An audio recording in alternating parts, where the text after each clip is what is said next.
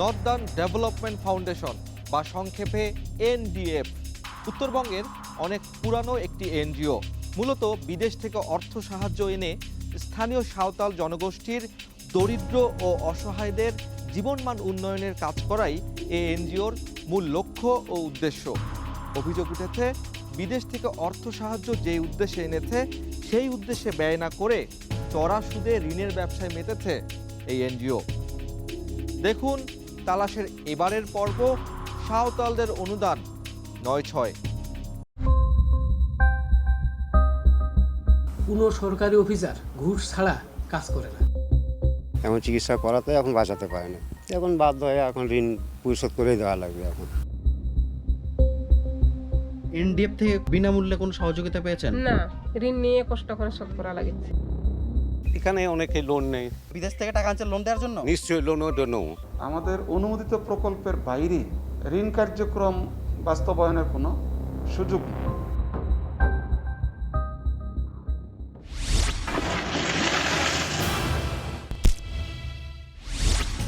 দেশের অবহেলিত একটি জাতিগোষ্ঠীর নাম সাঁওতাল। এই জাতিগোষ্ঠীর জীবনমান উন্নয়নে সরকারি বেসরকারি নানা প্রতিষ্ঠান কাজ করে আসছে। পাশাপাশি বিদেশি দাতা সংস্থাগুলো অর্থনৈতিক সাহায্য সহায়তা করছে। এসব করে এই জাতিগোষ্ঠীর জীবনমান উন্নয়নে কতটুকুই বা পরিবর্তন এসেছে? অনুষ্ঠানের শুরুটা গাইবান্ধা জেলার একটি সাঁওতাল পল্লী থেকে। গাইবান্ধা জেলার গোবিন্দগঞ্জ উপজেলার সাপমারা ইউনিয়নের মাদারপুর গ্রামের সাঁওতাল পল্লী। আশপাশের বাড়িগুলোতে সাঁওতাল জনগোষ্ঠীর বসবাস দীর্ঘদিনের। অবহেলিত এই জাতিগোষ্ঠীর ভাগ্যের উন্নয়নের চাকা একটু নড়বড়ে, তাই বিভিন্ন সময় দেশি বিদেশি বিভিন্ন সংস্থা আর্থিক সহায়তা দিয়ে আসছে। নীলমণি সরেন, স্বামী লুইস টুডু একজন দিনমজুর। সংসারের অভাব পূরণে তাদের একমাত্র আবাদি জমি লাখ টাকার বিনিময়ে অন্যের কাছে বন্ধক রাখতে হয়েছিল। সেই জমি আবারও ফিরে পেয়েছেন স্থানীয় এক এনজিওর সহায়তায়। আমাদের জমি মুসলমানের কাছে ছিল ৯০,০০০ টাকা দিয়ে, তো ওই আমাদের জমি এনডিএফ ফেরত দিয়ে দিছে। মনিকা টুডুর কপাল অবশ্য নীলমণি সরেনের মতো নয়। এর কাছে বন্ধক দেওয়া আছে? ওই ভাইয়ের কাছে বন্ধক দেওয়া আছে। আপনি এটা একই এনজিওতে বন্ধক দেয়া জমি ফিরে পেতে ধর্ণা দেন মনিকা টুডু। তবে দীর্ঘদিন ঘোরার পরও লাভ হয়নি। দলিল টুলিল সব কিছু জমা দিলাম, দেওয়ার পরে তারপরে আবার বলছে যে আবার মূল কপি চাচ্ছে। এটার কারণে বলছে যে টাকা দেওয়া যাবে না। জমিটা ফেরত পাওয়ার আগেই কত স্বপ্ন বুনে রেখেছিলেন এই মনিকা টুডু। জমি চাষ করতে পারতাম, ওইখান থেকে যেটুকু ফসল পাইতাম ওটা আমার সংসারে বা আমার ছেলে মেয়ের জন্য আমি কিছু খরচ করতে পারতাম। এই গ্রামে মনিকা টুডুর মতো অসংখ্য পরিবার আছেন যারা অভাবের কারণে অন্যের কাছে দেয়া বন্ধককৃত জমি ফেরত পেতে দিনের পর দিন অপেক্ষার প্রহর গুনছেন। বাংলাদেশে প্রায় ২৫০০-এর মতো নিবন্ধিত এনজিও সারা দেশে সেবামূলক কার্যক্রম পরিচালনা করছে। এসব এনজিও অধিকাংশই বৈদেশিক সাহায্য সহায়তা নির্ভর। তেমনি একটি এনজিও এনডিএফ ১৯৮৬ সালে Bangladesh northern evangelical Lutheran church development foundation নামে পরিচালিত হলেও বর্তমানে এর নাম এনডিএফ। এবার এনডিএফ সম্পর্কে কর্মসূচি বা কার্যক্রম সম্পর্কে জেনে নেওয়া যাক। এনডিএফ গাইবান্ধা ও দিনাজপুর জেলায় তাদের কার্যক্রম চালিয়ে যাচ্ছে। সাঁওতাল জনগোষ্ঠীর বেকার যুবকদের দক্ষতা বৃদ্ধির লক্ষ্যে প্রশিক্ষণ, সংস্কৃতির উন্নয়ন, বন্ধকি জমি উদ্ধারে সহায়তা সহ নানামুখী সেবামূলক কার্যক্রম পরিচালনা করে। প্রতিষ্ঠানটির প্রধান কার্যালয় দিনাজপুর জেলা শহরের অদূরে পশ্চিম শিবরামপুরের ডাঙ্গাপাড়ায় অবস্থিত। ২০০৮ সাল থেকে এনডিএফ নরওয়ে ভিত্তিক সংস্থা নরমিশনের আর্থিক সহায়তায় integrated program for community capacity building সংক্ষেপে আইসিসিবি কর্মসূচি পালন করে। ২০০৮ থেকে ২০১২ এবং ২০১৩ থেকে ২০১৭ সাল পর্যন্ত ৫ বছর মেয়াদী দুটি ফেজ ইতিমধ্যে সমাপ্ত করেছে এনজিওটি। বর্তমানে ২০১৮-২০২২ ফেজের কর্মসূচির কার্যক্রম এখন চলছে। এনডিএফ সংস্থার মাধ্যমে আমরা বিশেষভাবে আদিবাসীদের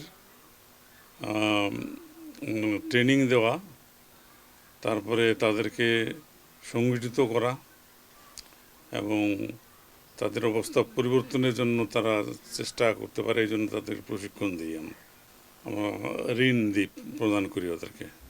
ইনি হচ্ছেন ভিক্টর লাকরা। 2003 সাল থেকে এখন পর্যন্ত এনডিএফ এর পরিচালক পদে দায়িত্ব পালন করছেন।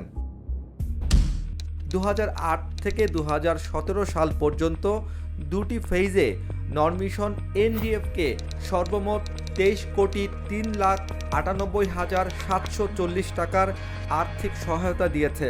2018 এবং 2022 সাল পর্যন্ত অর্থাৎ তৃতীয় ফেজের জন্য আরও 12,76,32,252 টাকার প্রতিশ্রুতি দিয়ে চুক্তি করে তারা। এই চুক্তির প্রথম 3 বছরে 7,72,92,674 টাকা ইতিমধ্যে খরচ করেছে এনজিওটি। চলতি বছর অর্থাৎ 2021 সালের জন্য বরাদ্দকৃত 2,41,98,742 টাকার কাজ এখনও চলমান। এনডিএফ এর কার্যক্রম সাধারণ চোখে দেখলে সাদামাটাই মনে হতে পারে, কিন্তু বাস্তবতা একেবারেই ভিন্ন। তালাশের কাছে এনডিএফ এর অনিয়মের কিছু নথিপত্র হাতে এসেছে। সেই নথিগুলো পর্যালোচনা করে মতামত দেওয়ার জন্য একজন অডিট বিশেষজ্ঞের শরণাপন্ন হতে হলো তালাশ টিমকে।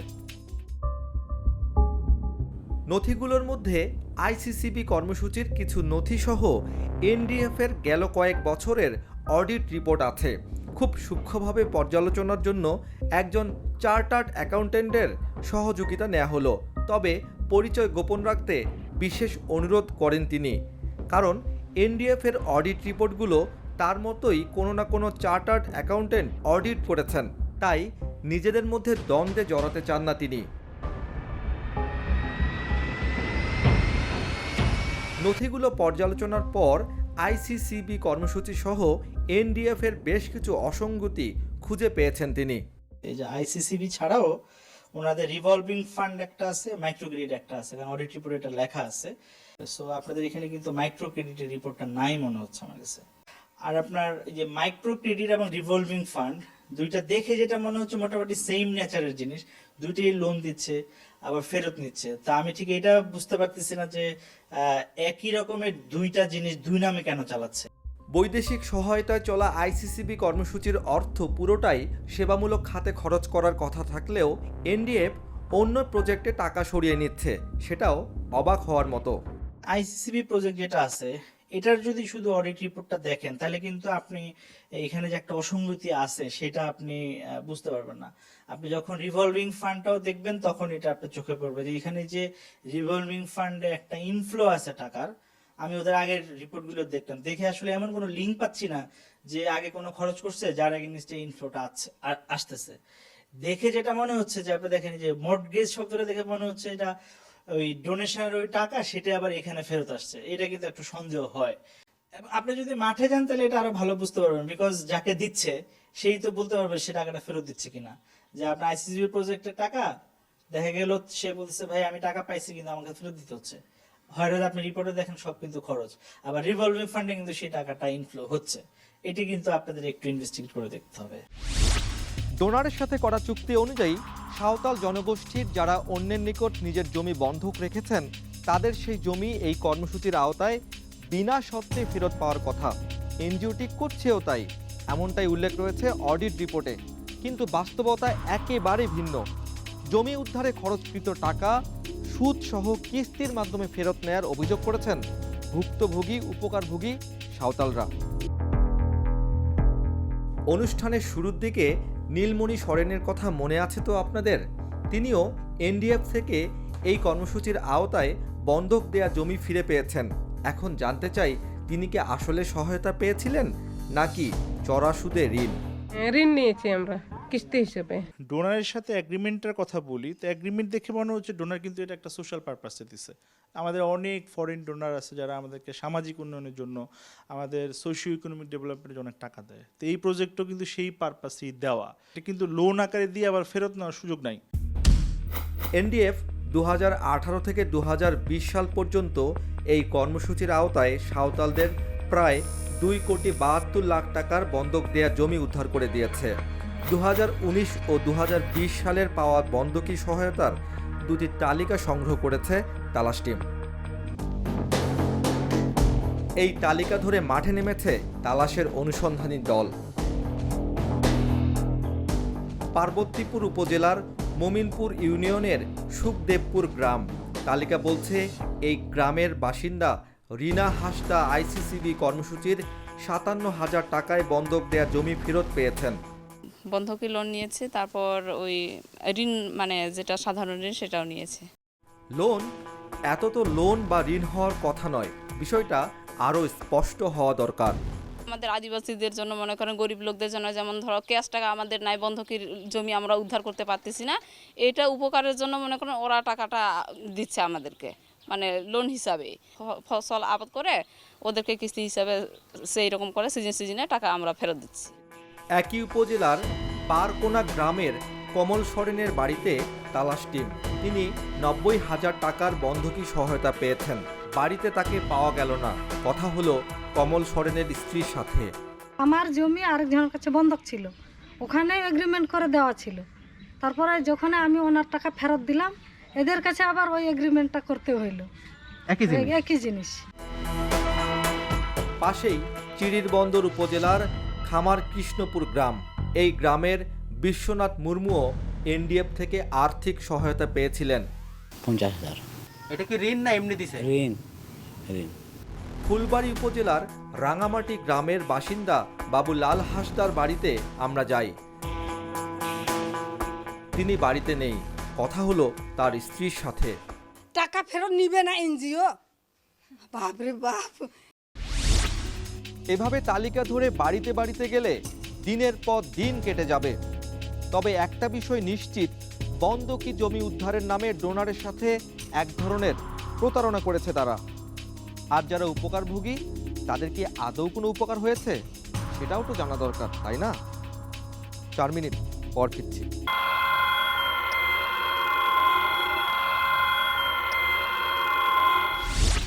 এনডিএফ নামক এই এনজিওর উৎপত্তি হয়েছিল সাধারণ সাঁওতালদের উপকারের জন্য, কিন্তু কখনো কখনো এই এনজিওর কারণে সুবিধার চেয়ে অসুবিধাই বেশি ডেকে আনে।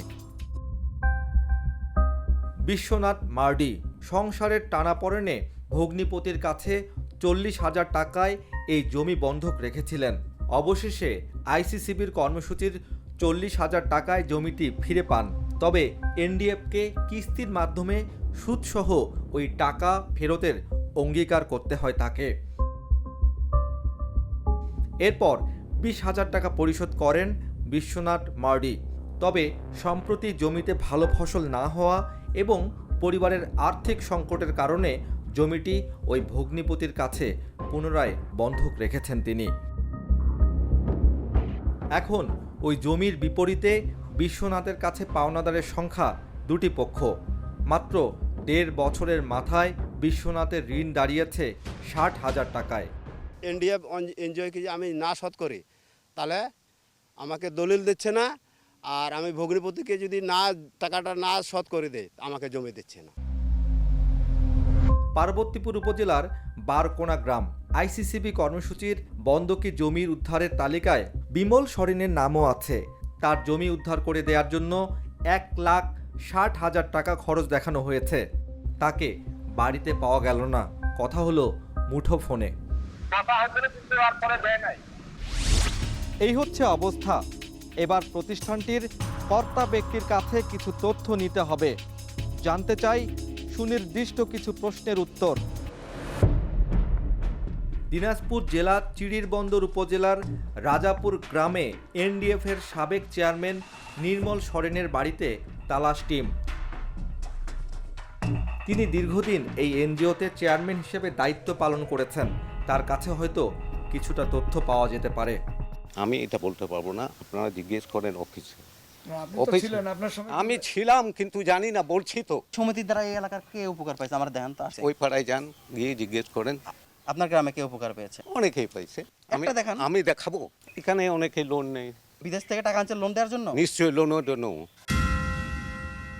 প্রশ্নে জর্জরিত সাবেক এই চেয়ারম্যান রেগে গেলেন বলে মনে হলো। আমি বলতে পারবো না ভাই, আমি বললাম বলতে পারবো না, ঠিক আছে, ওকে।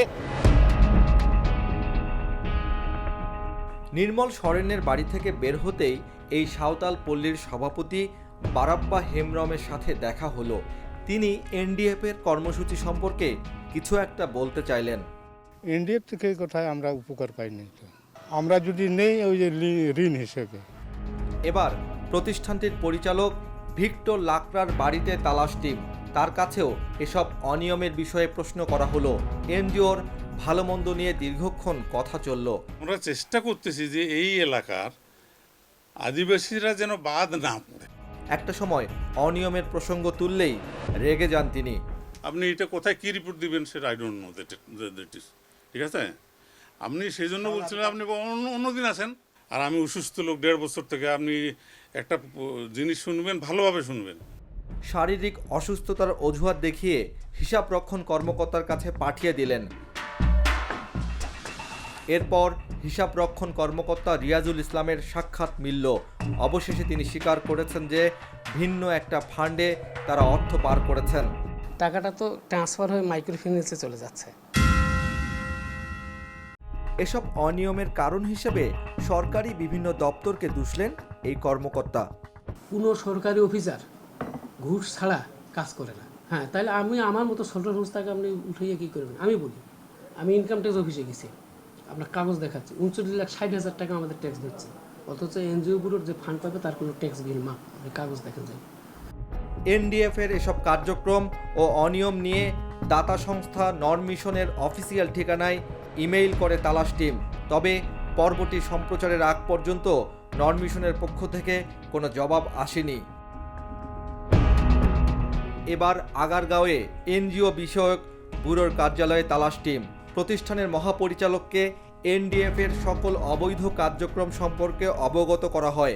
পাশাপাশি বেশ কিছু নথি উপস্থাপন করা হয়। সব নথি পর্যালোচনা করে সাথে সাথেই এনডিএফ যে যে জেলায় কার্যক্রম চালাচ্ছে সেসব জেলার জেলা প্রশাসকদের বিস্তারিত অনুসন্ধানের নির্দেশ দেন। সাহায্যদাতা তাদের অনুদানের যে কমিটমেন্ট, সে অর্থ প্রকল্প আকারে আমাদের কাছে দাখিল করা হয় এবং এই প্রকল্প আমরা অনুমোদন দিই, অর্থ সার করি, তারপরে এনজিওরা কাজ করে। আমাদের সার্কিত অর্থে আমাদের অনুমোদিত প্রকল্পের বাইরে ঋণ কার্যক্রম বাস্তবায়নের কোনো সুযোগ নাই। কেউ কোনো অনিয়ম করলে তা সরাসরি স্বীকার করে নেবেন এমনটা আশা করিনি আমরা।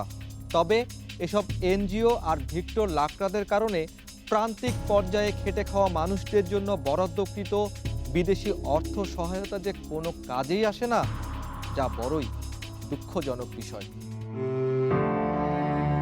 আবারও গাইবান্ধা জেলার গোবিন্দগঞ্জ উপজেলায় তালাশ টিম। কাটাবাড়ি ইউনিয়নের ভাইরোপাড়া গ্রামের বাসিন্দা মানেশ মুর্মু মারা গেছেন বছরখানেক হলো। মৃত্যুর আগে এনডিএফ এর আইসিসিবি কর্মসূচির 2,40,000 টাকা সহায়তা পান। সেই টাকা দিয়ে স্থানীয় এক মহাজনের কাছে বন্ধক রাখা 1 একর জমি উদ্ধার করেন তিনি। এরপর এনডিএফ এর বেঁধে দেয়া শর্তে 6 মাস যেতে না যেতেই কিস্তি পরিশোধের ডাক আসে। 2 কিস্তি পরিশোধ করার পর মৃত্যু হয় মানেশ মুর্মুরের। উত্তরাধিকার সূত্রে সকল সম্পত্তির অংশীদারিত্বের পাশাপাশি সকল ঋণেরও দায়িত্ব নিতে হয়েছে তার সন্তানকে। মাঠ কর্মীকে আমি বললাম, তাই যে কোনো এনজিও থাকে এটা তো ঋণ মৌকুব করে দেওয়া হয়, তাহলে আমার বাবার কি ঋণ কি মৌকুব করা যাবে না? তো উনি বলতেছে না, এটা কোনো মৌকুব নাই। পরে এখন আমাদেরকে চাপ দিচ্ছে আর কি কিস্তি। একেবারে অজপাড়াগায়ে থাকেন এই মানুষগুলো। উঁচু উঁচু দালানে যাদের বসবাস, তারা হয়তো মাঝে মধ্যেই সামান্য হলেও কিছু অর্থ বিলিয়ে দেন এই মানুষগুলোর উন্নয়নের জন্য। কিন্তু এনডিএফ এর মতো অসংখ্য এনজিও তথা মধ্যস্থতাকারীদের লোভের কারণে একটু ছিটে ফোঁটাও পৌঁছায় না তাদের পর্যন্ত।